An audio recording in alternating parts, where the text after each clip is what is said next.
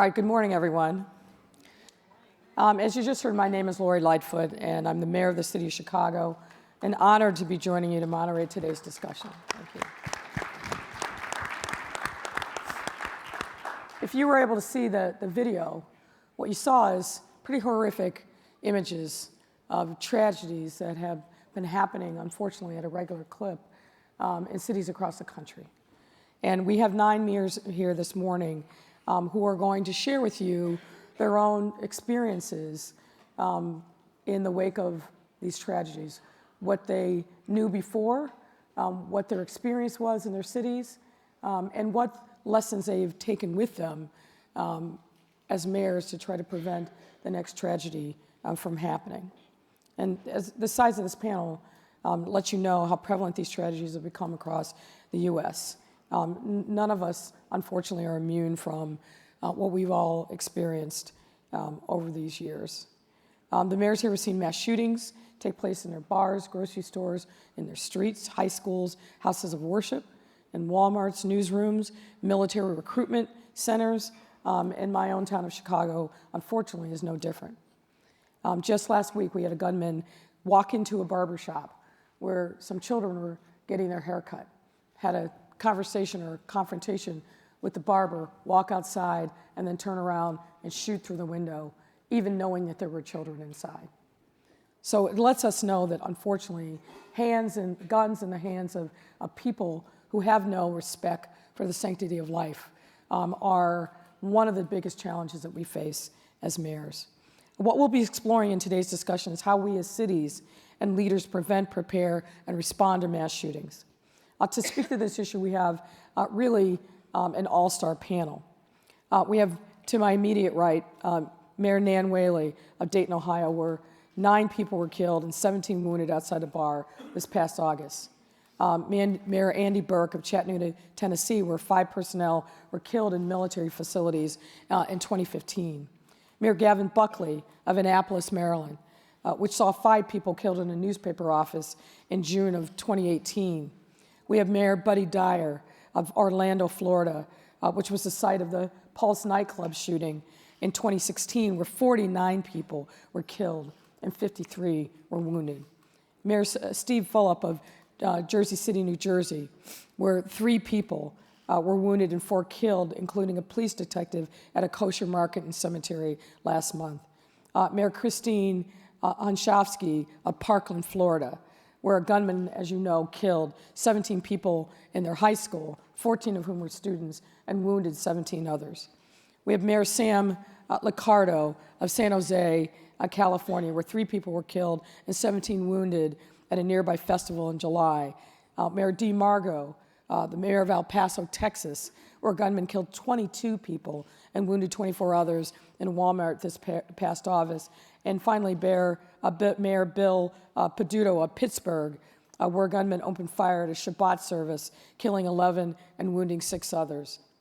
This litany of tragedy obviously speaks for itself. And the fact that it's happened so frequently in every area of our country, in towns big and small, tells you that we have a national crisis on our hands and we need to do something about it.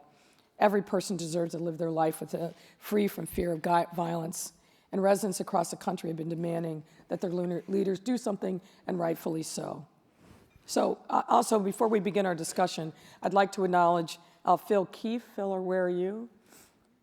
Here he is down in front, the director of the COPS office at the Department of Justice.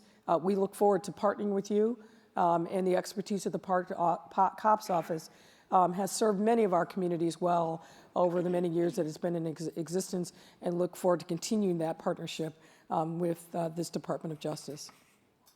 We also thank Director Keefe for support and leadership on policing issues in his partnership with the conference. There's a lot each of these mayors could tell us, but today, with 1 hour, we're going to focus on 2 things.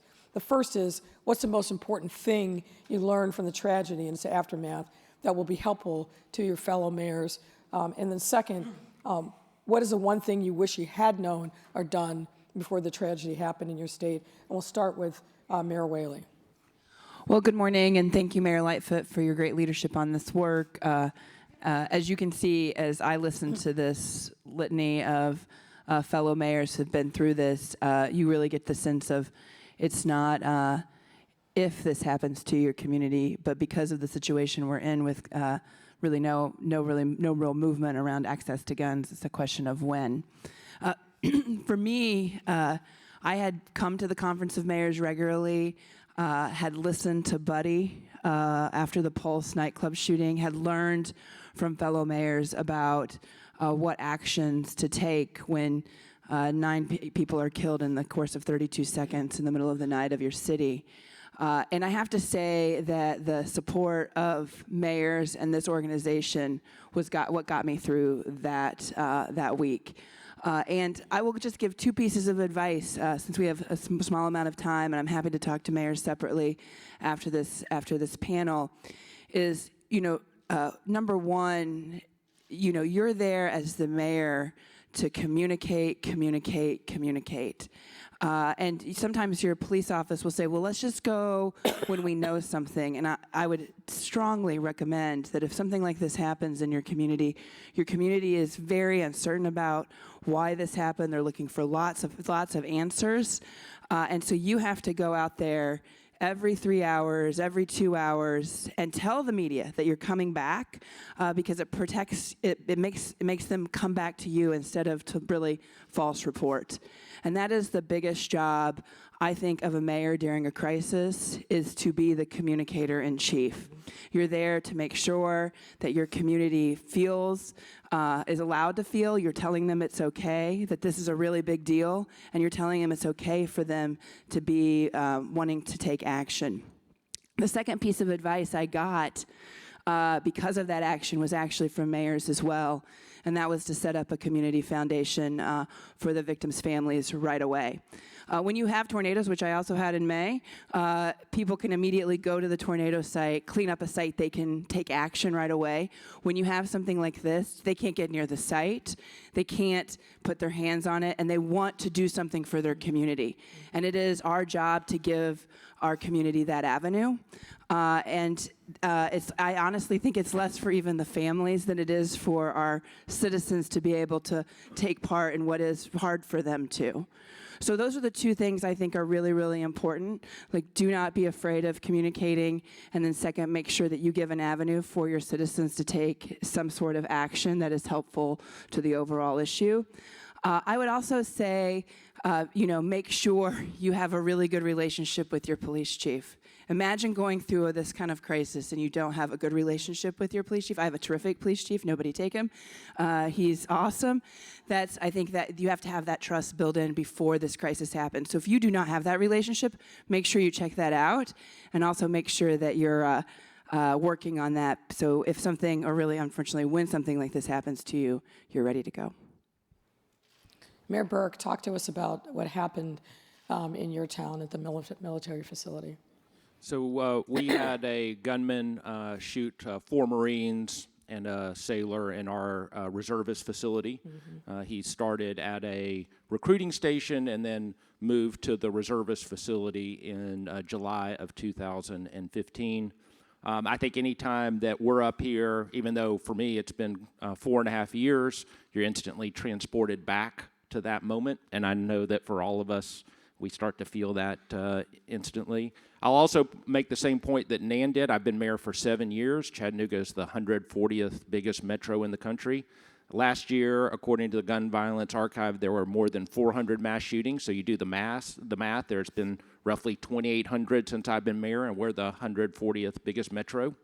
So there's a good chance that you're going to be in this group, and it's the group you never want to be in.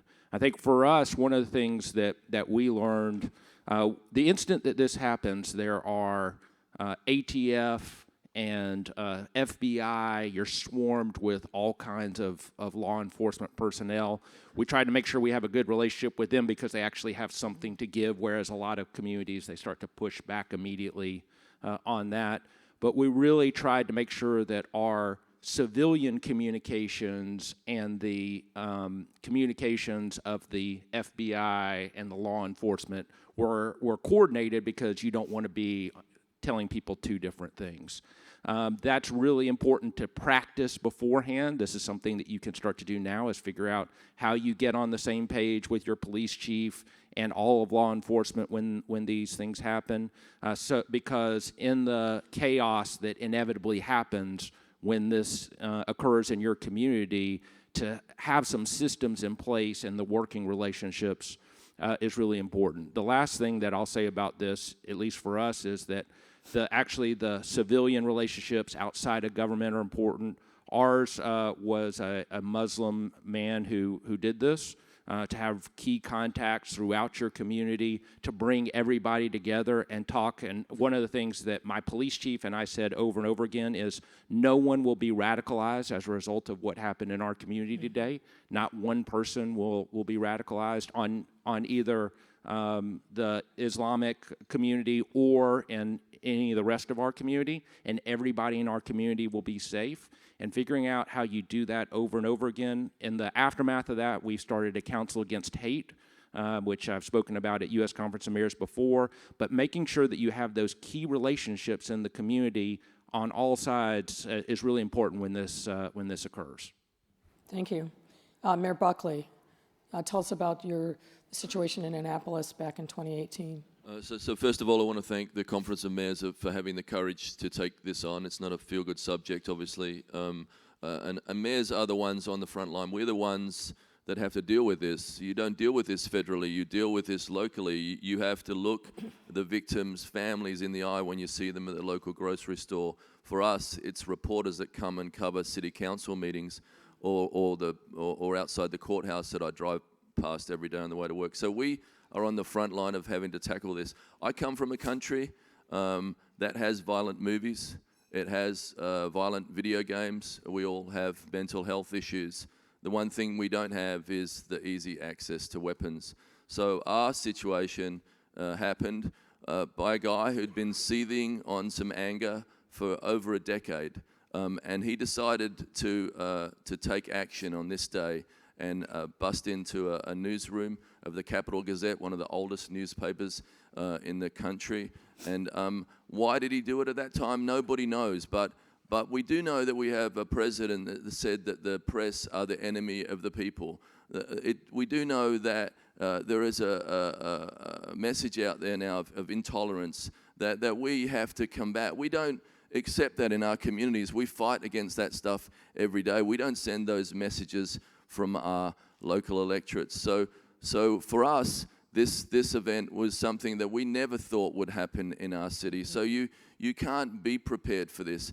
This room has this many people. We know it could be twice as many people being affected by this a year later. So we have to, as a nation, decide what we're going to do and who we're going to be. Annapolis, it didn't destroy us. I think it brought people together. That's a lesson that I learned from it, that out of that sort of darkness, out of that kind of horror, you can come together as a community and you can show love for one another. I definitely know that for media, for news outlets, it's a tough time. It's a tough time to make a decision to go into that field, which is poorly paid, and it's a tough time for newspapers to even survive. So this was another blow to that industry. But really, what we managed to do through this is show some love to that newspaper, the Capital Gazette. We should all fight for our local newspapers, just like we fight for our bakery and our hardware store. They're just as important to the community because they're the only ones that really care about your local issues, your kid's lacrosse game or your cat stuck up a tree, whatever it is, So for us, we managed to sort of bring some love and bring support back to this newspaper in this horrific time. Thank you. Mayor Dwyer. So Nightclub. our Poults nightclub tragedy was about 2.5 years ago now, but I think about it still every day. And one of the things I would say for our community is the national TV and reporters are going to go away, but the effect of a tragedy in your community is going to be there probably forever. I know it's there for at least 2.5 years. And I would say the anniversary events are very difficult events. You think about going through the day it actually happened, but the first year anniversary, the second year anniversary, it all comes flooding back. And unfortunately, there's been so many additional tragedies since the Poults nightclub.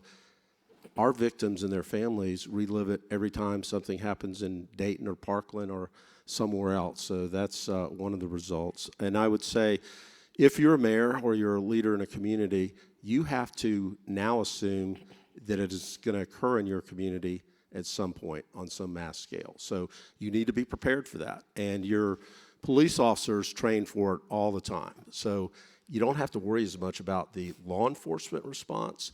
What you haven't trained for is when they kill the bad guy and then you have the aftermath, what happens then? And the mayor's job at that point is, as Dan said, communication. And I got the call at 2 o'clock that all these guys have got. I got at 2 o'clock in the morning, and it was a deputy police chief, and he said, Mayor, I have to inform you there's been a shooting at the Poults nightclub. There are multiple casualties, and it's turned into a hostage situation. So I had 3 or 4 hours of the event occur in addition to the aftermath. But I did what any parent would do. I called my son to make sure he was home in bed and then went down to the mobile command center. But what did I do on the way? I picked up my deputy chief of staff, who's our main communications director, because I knew that would be my primary role. And we talked about on the way there, what are we going to do when we get to the command center? We said we support the police chief in the line of command. We make sure we stay out of the way during the course of this, and then we gather as much information as we possibly can, because we're going to be on the front line of communication when it ends. And our bad guy ended up being killed, and at that point, the FBI stepped in and said, this is a crime that we're in charge of. So then we had the little bit of battle with the FBI on how we were going to start communicating. And if you're dealing with the FBI, they want no communication. They want no information going out. And we, on the other hand, want every bit of information that we can get out there. And I've learned since that normally the response of the public in a case like that is either anger or fear. Fear because they don't know what's going on, or anger at whoever did it. And the mayor can set the tone, and that's what we try to do from the very first press conference. We came out and said that we're not going to be defined by this act of hatefulness. We're going to be defined by our response, and it's going to be love, community, and compassion. And we were able to steer our community towards love and unity rather than anger and hate. Mayor Hunchkowski, tell us about, I think we all know what happened in Parkland, but are there any details that I'm going to go a little over. If That's fine. I would just like to say we're the smallest city up here. I think we're 33,000 now. We're growing every year. I knew many of the victims. Gina Montalto's mom and I have been friends for years. Fred and I, Guttenberg and I had been at a ribbon cutting the Monday before. Lori Aladef and I were volunteering at a debate tournament 2 weeks before. Gina Hoyer and I had been friends forever, and I was actually in the room when the Hoyers got the news about Luke. And Joaquin and my son, my younger son, John, played baseball together for 2 years.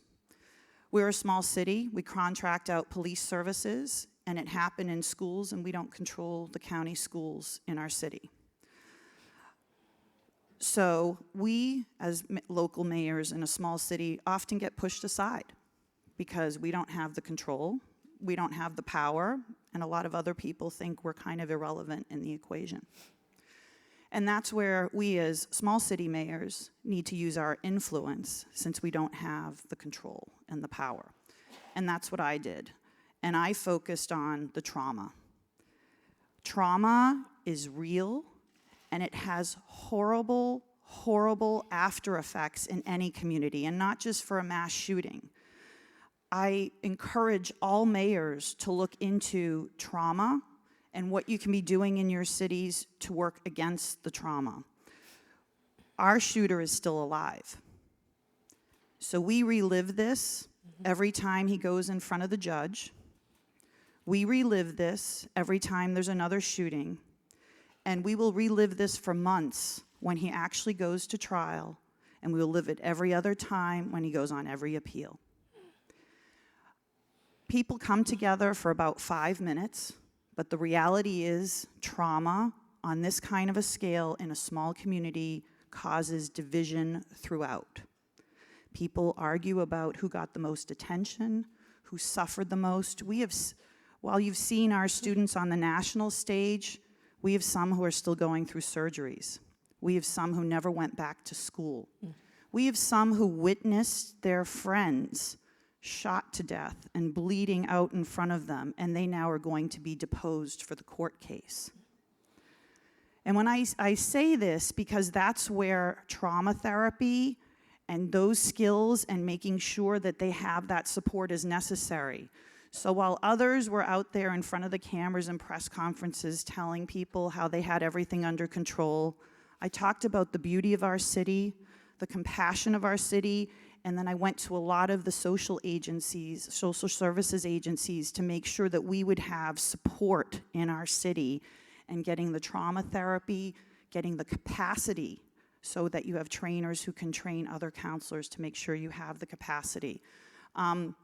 Trauma isn't just on a mass shooting level. There's trauma in everyday violence all throughout our communities, and I think the impacts are really something we haven't looked at enough and something all cities should look at. Thank you. Wow, that was very powerful. Thank you for that. Mayor Liccardo, talk to us about, I'm sorry. Please, go forward. I Jersey apologize. City, so Jersey City. I'm the newest one up here. And I guess in the interest of time, I'll share some perspective and what I think that I've learned through this process and would be maybe helpful for you. First, I would say that we made a decision 5-6 years ago to invest heavily in active shooter training and to outsource that to contractors that have large and experience in working in that field. And I thought it was important to protect us as elected officials, but also obviously to protect the community, because how you practice is how you're going to perform. Maybe that's the military background that I have, but I thought it was important, and we included the activist community within our city as part of those scenarios. They are very elaborate, very large, and very, very important, and especially in a scenario when it's not a question of if it's going to happen in your neighborhood, it's a question of when. We have gotten private companies and large companies and small companies to pay for those contractors because it's in their best interest to be investing in this as well. It protects them, it's a good scenario for them, it's a good story for them. So if you are not doing that today, I would strongly urge you to start to invest in that. The second thing I would share, if I look back at our performance a month ago, is that where I probably made mistakes was that I could have been updating our emergency management communication systems more frequently. And what I mean by that was that as we consistently updated, and I'm sure everybody in this room does, there were pockets that I felt like we didn't communicate with effectively. So we had our public schools in a good scenario, we had our charter schools in good scenarios, we had some smaller facilities that probably I should have been more communicative with, and our facilities should have been better out there, but that slipped through the cracks. So I just think that better updating that and being more involved in that is very, very helpful. So that would be the second piece of advice. And the third piece of advice is that I think everybody up here could sympathize with the fact that as the press and the media nationally comes to your city at a scale that you haven't seen before, I think we all see different divisions and fractures in our community as a result of that.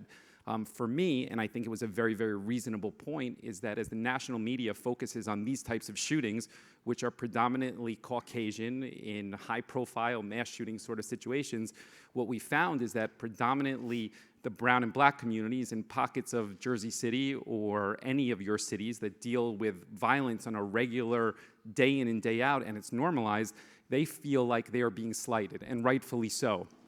And so that division kind of surfaces through that whole conversation, and it's something that you're going to have to deal with because it's a reality. So if there's anything that I would share, it would be those three things that I think that anybody in this room can get ahead of with communication and readiness. Thank you. Now, Mayor Liccardo. Thank you. Thank you, Mayor. What became so apparent to me as I was dealing with grieving parents in my own community was that everyone did everything right. The police officers were tremendous in getting to the shooter, incredibly courageous. The first responders did everything you'd want a first responder to do to treat the 20 who had been shot. We lost 3, including a 6-year-old boy and a 13-year-old girl in my city. You know, even the California legislature enacted the toughest gun laws of any state in the country. And still, a 19-year-old was able to get a hold of an assault weapon by driving to Nevada and coming back into the community to commit the horrible act.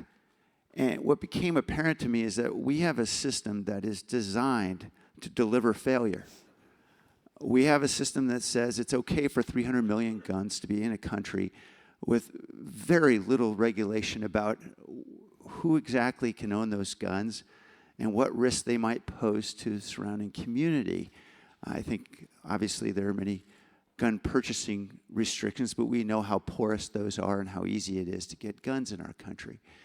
And so I really think it's up to us as mayors to be as provocative as possible to change the paradigm about how guns are regulated in this country. In the next 2 months, we're going to be introducing a measure in San Jose to require insurance for all gun owners. And we know this is going to invite a lot of lawsuits. So we've been spending a lot of time fundraising, getting lawyers together because we know what we're facing. But we critically need to start to change how we view and assess the risk of gun violence. And we know that every driver in this country is required to have insurance before they get in a car. And of course, automobiles kill about 40,000 people in our country every year. We know simply because of the nature, the dangerous nature of an automobile. Well, guns also kill about 40,000 people a year. And I think we can all do better. And so I'm hopeful that we're going to continue to see provocative ideas come up from cities and towns throughout the country so we can start to really move the nation forward and change the paradigm. Mayor Margo, I've been on the panel having a similar discussion with you before, and I know that the tragedy that occurred in your city has left you with some unique perspectives, so please share with us. Let me give you some background and context about El Paso and our region. Our history actually dates back over 350 years to the mission in Juarez, Mexico that was founded in 1659. So it's actually 360 years to be exact. Until 1848, the bulk of our population was on the south side of the Rio Grande. In 1848, Fort Bliss came, and population began migrating on the north side. But we're a region that's been there for 100 years before the United States was ever even founded. We're the largest bilingual, binational, bicultural region in the Western Hemisphere. 2.7 million people with an average age of 32. You cannot tell the difference between, if you stand on one of our bank buildings and look south, you cannot tell where El Paso ends and Juarez begins. That's our region. We had unlike a lot of them here, we had a white supremacist, evil person come from 700 miles away to shoot at our Walmart looking at Hispanic. We are 84% Hispanic in El Paso. As I gather from my fellow mayors, your victims and their perpetrator were from your communities. That was not the case for us. I've said on numerous occasions that I do not believe that an individual like that would have ever come from our region.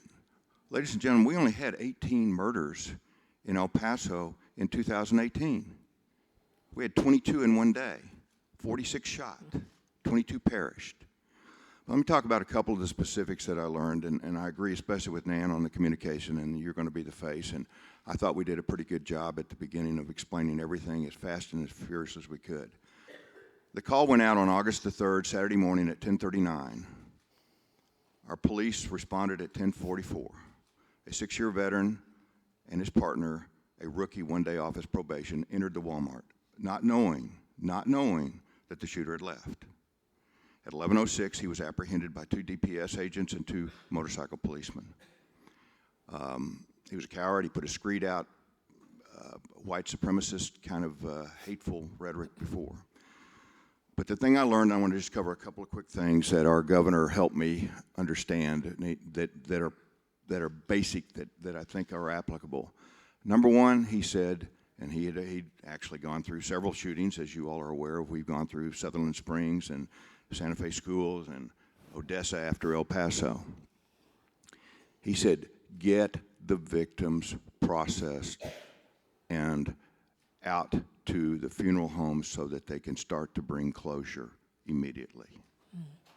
We processed the crime scene from Saturday morning until Monday afternoon at 5 p.m., and all the victims were out and available to be processed and begin the funerals.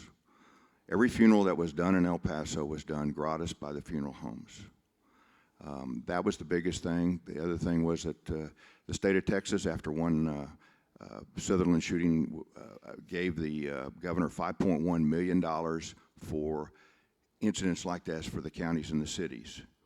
We were given $1 million for overtime for our police. It actually cost us $1.7 million, and I'm going to be talking to the governor about the balance for that. But simply stated, there are some basic things that you don't think about. The impounding of the vehicles in the Walmart parking lot was for several weeks.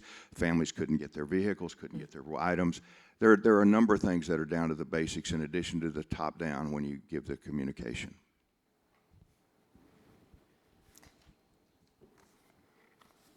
And Mayor Peduto, Pittsburgh.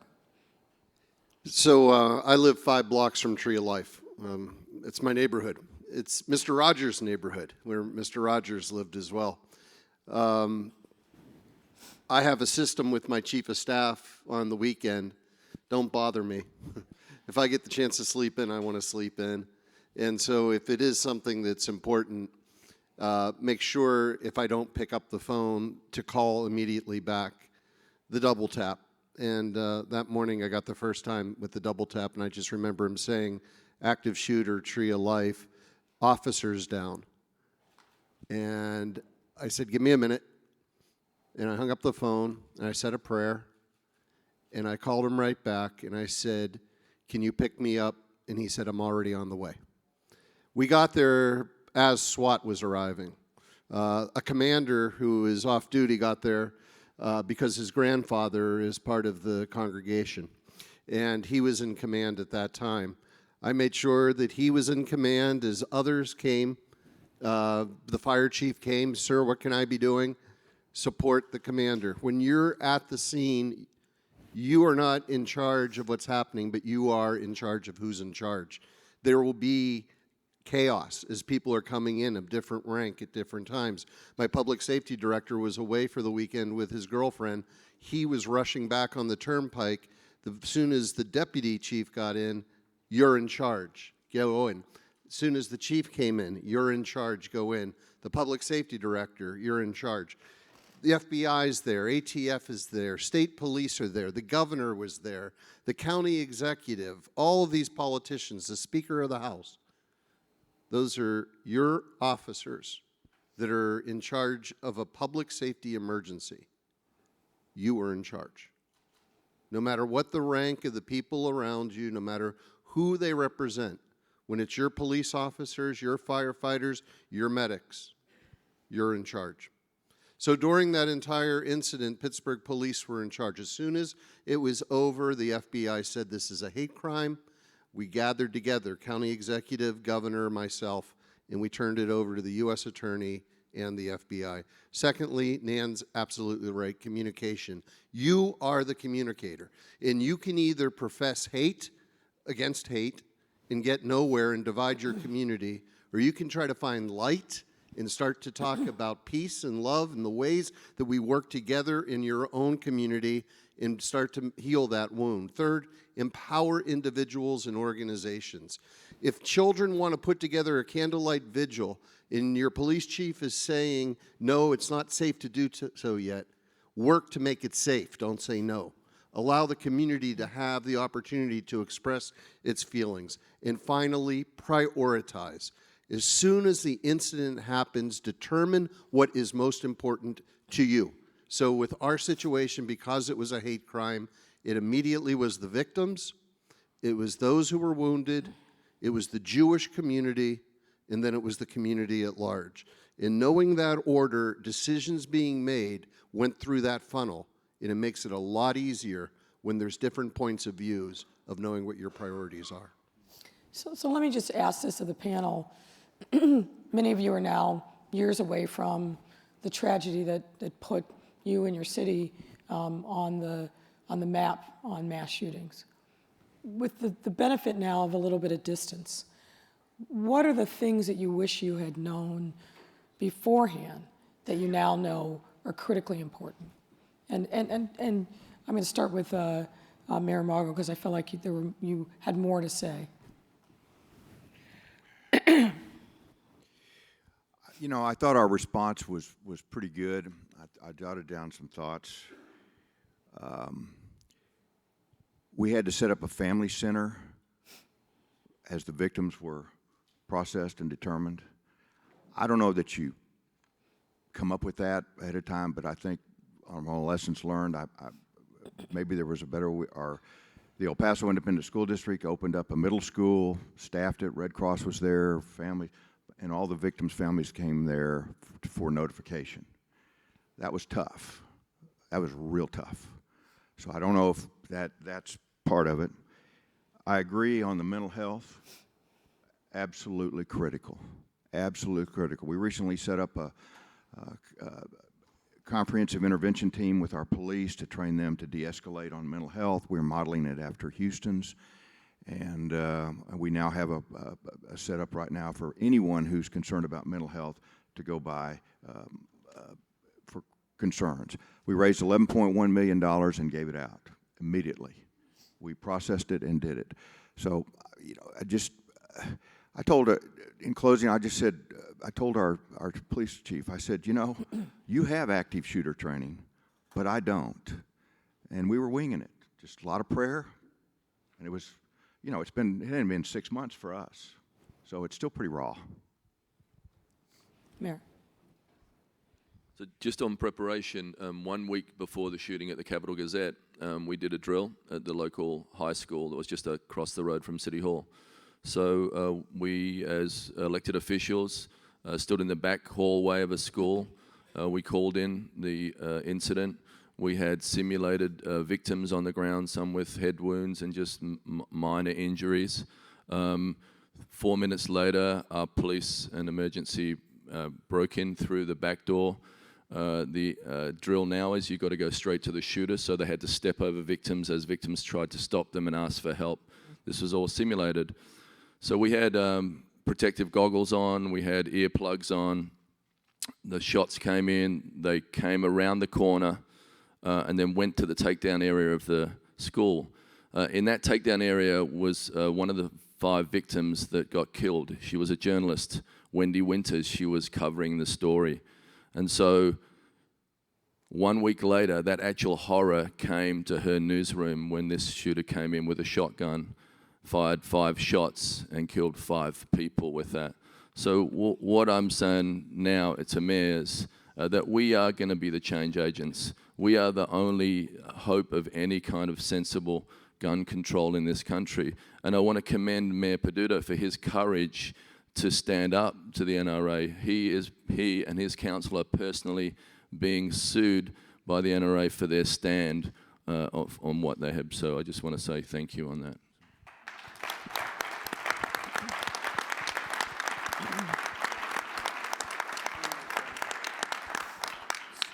So let me make 3 points. Number one is, and I think I might be the earliest one up here. Number one is I wish I had known to prepare, because I'd watched Charleston just a few weeks before ours, and making sure that you're not just doing active shooter training, but including civilians in that, making sure that you're partnering with other organizations, the local university, all those, including them in the process is really important. Number 2 is we all do social cohesion work, and doing that purposefully now before you have anything so that you can, organizing it that way, don't just do it, organize it to be social cohesion so that if something happens, you can pull your community together because you are the moral voice. Making sure that you're set up to do that is really important. And the third thing, and I think at least as I sit here and listen to people I've texted, almost every one of these people or written them a letter afterwards, is let's be outraged. Let's just be outraged that we're having this conversation and that I'm listening to this over and over again because it's outrageous. Well said. Well said.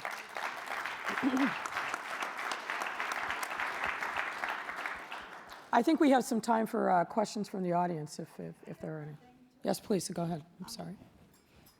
I would suggest in every city, think about where mass tragedies could be happening and where you would have your reunification, who you would need to have there, and have that ready.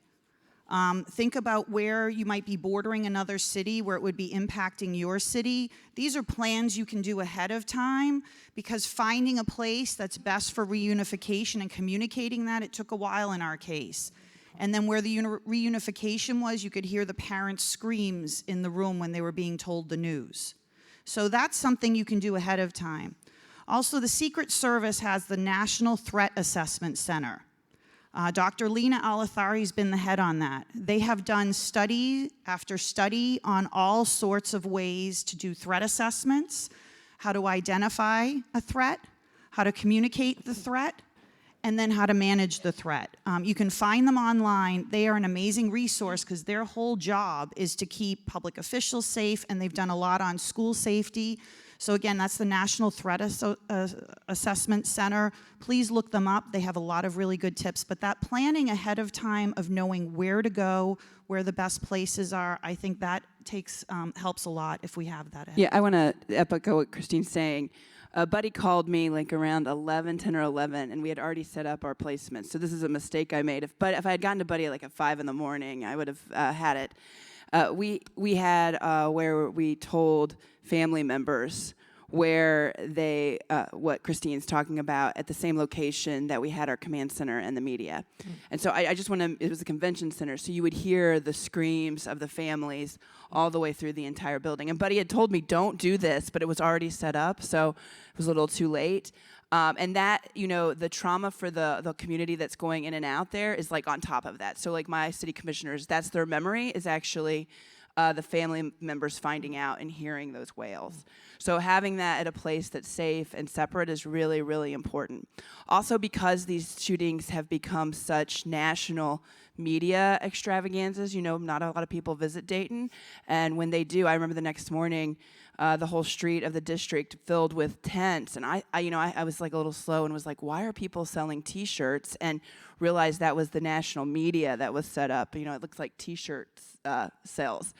And, managing John Legend, Dave Chappelle, Kanye West, Donald Trump, Chance the Rapper, it's a lot of work afterwards for you. And so being prepared and making sure that you're communicating with your community about what they want and what they don't want and what you can and can't do about that is a lot of work, especially in a time where our country is so divided. And so I think that's a really big part of your job in that following month. Mayor Full. Yeah, so I just wanted to add one more perspective from kind of what we learned from the policing feedback on this. So our SWAT team, or ESU, responded pretty much like normal time. Any of you would be in the same predicament 5-6 minutes from when the call comes in. The feedback, though, was that the 2 officers that responded initially felt like they were outpowered, which is accurate. It's not the 1980s or the 1990s anymore where a perpetrator has a handgun. I mean, in our situation, they had 2 pipe bombs and 5 long rifles. And so the officers felt like they were significantly outgunned with the first responders that were there. So we're looking at kind of how we reposition some of our different police precincts. And what we're working towards right now is having 1 car in each precinct that is better equipped, or a hot car, so to speak. And that way they can respond quicker and have better equipment until the SWAT team bridges that time. Because in that situation, seconds and minutes matter tremendously. And so we're moving in that direction, and you got to kind of find the balance between, not arming your police officers where they are perceived as occupiers in the community, because you still want to build bridges, but at the same time, you got to make sure that they have equipment that when this happens, because it's not an if, when it happens, that they're capable of responding in a way that is adequate. So I'd like to hammer one point home. So if you're a mayor out there and your phone's buzzing in your pocket and you look down and it's your city manager or administrator, and he says, Mayor, you need to come home right now. There are 30 people dead in the Walmart parking lot. Do you have a place where you're going to have a reunification center? Do you have a place where you're going to have a victims assistance center? Because there's a lot that goes into that you just don't think about. Somebody was talking about, how do you transfer a car title for a dead person? How do you get all of the relatives in? How do you get their pets taken care of. So planning that out, you can do that now. And what Nan was talking about, I learned a quick lesson. We set it up at a community center to begin with, but it didn't have security. So the press was harassing every single person that went inside the community center. We moved it over to the Citrus Bowl that had a secure perimeter, and the victims and their families could drive inside, and then we could do press conferences outside. But that's something you can take care of right now, and you can be ready when that happens. The other two things, I know I got 2 seconds, but I'm going to tell you anyways, is think about what fund might get set up afterwards and who should administer that fund and how you would use those dollars. I think most of us have given it directly to the victims and to their families, and that's the right way to go about it. But you need to have a not-for-profit, and we just happen to have one under the auspices of the city that can accept those funds and then give them out. And I did make a mistake. I made a ton of them. But we did a first tranche to all the victims and the families, and that was about $30 million. And then another $5 or $6 million came in, and we distributed it in the same fashion. If I had to do it again, I'd have put it away somewhere for mental health services over the course of the next several years, because that's where you need money going on and on and on. And then the last thing to the mayors is about a week into the Poults tragedy, I got a call from a friend of mine. He's a therapist. And she said, "How are you doing?" I said, "I'm doing fine. But the only thing is I don't feel the sadness. I don't know what's, I'm not feeling the emotions that I think I'm supposed to be feeling." And she said, "You can't feel those emotions. You're leading the community, and if you break down, that's not good for anybody." And I told that story to my staff, and they said, "Thank you, Mayor," because we were feeling so cold-hearted that we're just out here doing our jobs and not feeling the emotion that everybody around us is. Mayor Peduto. Yeah, I just want to say, like, right now, when you go home, put together an emergency text. Just as you rely upon your public safety officials to do the job that's necessary with the suspect, you are going to run into so many different issues as the event is happening that you can't be out there by yourself. You need the people around you, either from your staff or your department heads. It's Shabbat. We have somebody who is in a synagogue killing people. Immediately, we called a shutdown and lockdown every synagogue in the city. It's Shabbat. Nobody picks up the phone. Yeah. So what do? You have to be and understand that there's going to be things that are going to happen. In their Jewish tradition, somebody has to be with that body, but the FBI is saying you can't move that body for 2 days. How do you get the rabbis to get in there in order to be able to make sure there is somebody in there? You can't do, and things will come at you from every direction, every single hour. Have good people around you that you can delegate, and you know it will get done. Really quickly, we focus on our residents, which is important, and we want to model, and let them know we know it's going to be okay and we're going to get through this. Don't forget about your staff. When there's a traumatic incident in your city, your staff are affected. We sometimes forget as mayors, we get affected as well. And it's very important to let your staff know that I went and did trauma therapy. I put a picture on social media and let everybody know not only was it okay, it was absolutely necessary. And it's very important to let your staff know that they need to help themselves too. So I think what I hope you've heard from this panel tonight is that these tragedies are happening with way too much frequency in cities and towns all across the country. And as we've been talking, I've been looking at my friend Mike Duggan from Detroit, and he may be experiencing the same thing I am, which is we have a mass shooting every week. If a mass shooting is defined by 2 or 3 people getting shot, it's happening every week. In some instances, sadly, multiple times a week in a city like Chicago. And I think we've gotten a lot of really good advice, but I want us to know that in big cities in particular, the level of violence that is happening is something that is vexing all of us. We are all working hard to make sure that we're doing everything to think about the root causes of that violence. We're making sure that we are supporting victims, but the level and frequency of what's happening is overwhelming at times. And some of it comes from certainly the neglect that we have done areas of our cities that haven't seen investment and support in a very long time. But the bottom line is there are way too many guns out there. And they are out there in the hands of people who never should possess them. Right here, sir. Why don't you grab the microphone? Mike Ryan from the city of Sunrise, Florida, a neighbor of Mayor Hanchofsky. What I would say to small cities is, even if you're not directly impacted, like the themes that we have here at the U.S. Conference of Mayors, we're all 1 degree of separation away. Some of our officers were the first responders, even though we're not contiguous. We have family members and staff who had children in the school at the time. So remember that the trauma is much broader than just the community. And second, to that point, what we see here, and to demonstrate the absurdity of what we're talking about in this nation, is it occurs to me that we need active shooter training for mayors in response to active shooters. Best practices. Each of you have come up with ideas, but there's no one place for us in advance to be trained to know how to put all these things together. Where's the reunification center? Have you told your emergency management it depends on religious beliefs? All of these things, and I say that because just the simple act of producing a best practices for when it hits your town demonstrates the absurdity of what we're talking about. And I hope that this group will lead that charge. Thank you. Thank you. Thank you. Back here. Nancy Rodering. Hi, Lori. Nancy Rodering, Highland Park, Illinois. We banned assault weapons in 2013, and we did get sued by the NRA. I urge you to call the Brady Center. They provided us with pro bono legal counsel, and we were able to get up to the 7th Circuit, and we prevailed. So our law is still on the books. Our law is constitutional, and it went to the Supreme Court. They didn't want to hear it, and I know several in this audience may want to use our ordinance as a model ordinance. So it is available. I just want to thank you. I've been fighting with my state legislature since 2013 to let other cities have this right, and it's a bizarre Illinois thing that now that door has closed.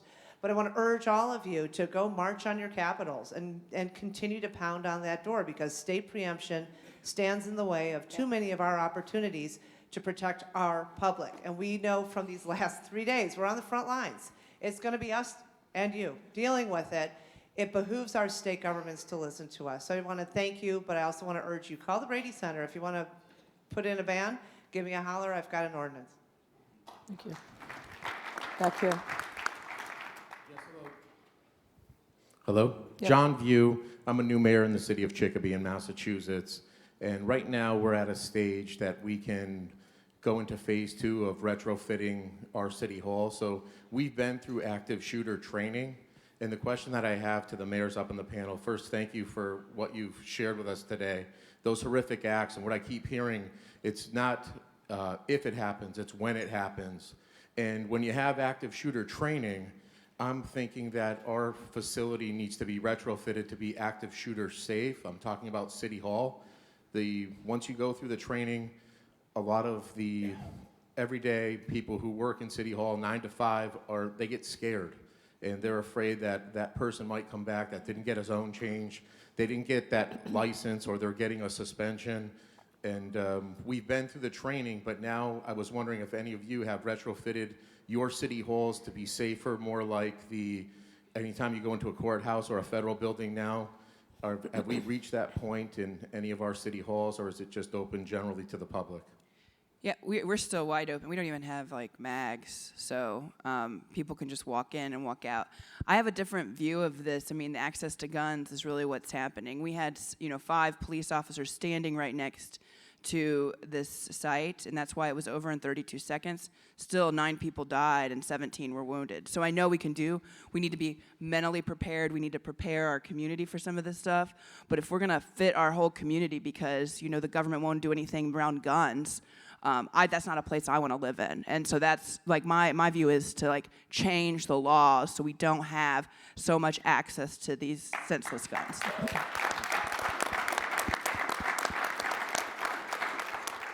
There's one back here. Yes, ma'am. Yes. Hi, my name is Kendall Stiles. I'm a recent college graduate, And I grew up in school shooting drills and lockdowns. We had specific, it was scary. We knew what to do if there was a lockdown and a fire drill happened, because we knew you cannot go outside because that could be the shooter pulling the fire alarm. And the schools and the students learned from this, and it was very traumatic. And luckily, I was never a part of a school shooting. However, a lot of my colleagues, a lot of my the students with me, we were always scared when something like that did happen. And things like March for Our Lives, absolutely amazing, are just college students and high school students terrified of a situation where we're back against the walls and there's governments that aren't supporting us, aren't doing anything.